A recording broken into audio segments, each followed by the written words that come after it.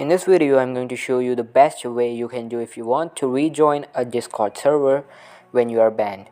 So something that is really important, what a lot of people do, they just create a second account on their home IP address and they try to enter the same Discord server again. I'm going to tell you that it's a bad idea.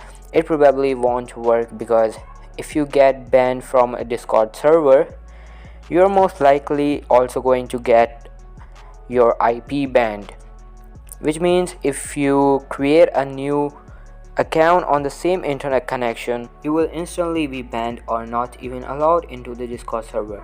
So something you need to do is to add a VPN to your browser from Google Chrome Web Store.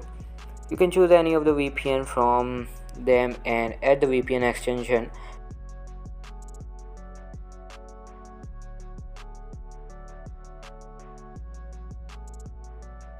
Once the extension is added, simply connect the VPN to any of the suitable server just according to your region. VPN basically changes your location to a virtual location, so you can change different countries. Here I am connecting to a US server, so it basically changes my IP address to this location, and that basically means my PC now doesn't know that I'm still on the same internet connection, and Discord won't know that either.